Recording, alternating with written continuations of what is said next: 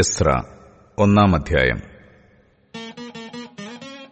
യിരെമ്യാ മുഖാന്തരമുണ്ടായ യഹോവയുടെ അരുളപ്പാട് നിവൃത്തിയാക്കേണ്ടതിന് പാർസ് രാജാവായ കോരശിന്റെ 1-ാം ആണ്ടിൽ യഹോവ പാർസ് രാജാവായ കോരശിന്റെ മനസ്സിനെ ഉണർത്തിയിട്ട് അവൻ തന്റെ രാജ്യത്ത് എല്ലായിടവും ഒരു വിളംബരം പ്രസിദ്ധമാക്കി രേഖാമൂലവും പരസ്യം ചെയ്തതെന്തെന്നാൽ, പാർസ് രാജാവായ കോരശ് ഇപ്രകാരം കൽപ്പിക്കുന്നു: സ്വർഗ്ഗത്തിലെ ദൈവമായ യഹോവ ഭൂമിയിലെ സകല രാജ്യങ്ങളെയും എനിക്ക് തന്നിരിക്കുന്നു.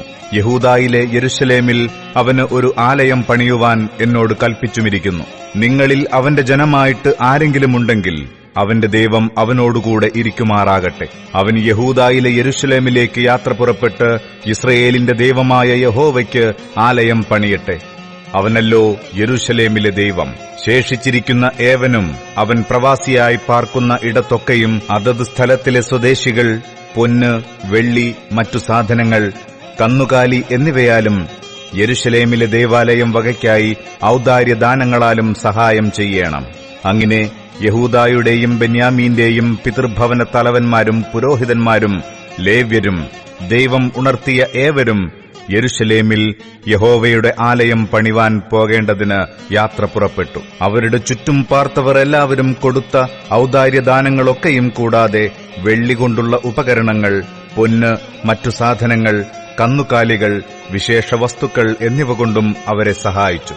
നെബൂഖദ്നേസർ യെരൂശലേമിൽ നിന്ന് കൊണ്ടുപോയി തന്റെ ദേവന്മാരുടെ ക്ഷേത്രത്തിൽ വച്ചിരുന്ന യഹോവാലയം വക ഉപകരണങ്ങളും കോരശ് രാജാവ് പുറത്തേക്ക് എടുപ്പിച്ചു.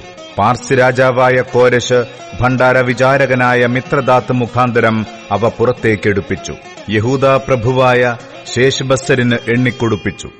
അവയുടെ എണ്ണം ആവിത്: പൊൻതാലം 30, വെള്ളിത്താലം 1000, കത്തി 29, പൊൻപാത്രം 30, 2-ാം തരത്തിൽ വെള്ളിപ്പാത്രം 410, മറ്റുള്ള ഉപകരണങ്ങൾ 1000.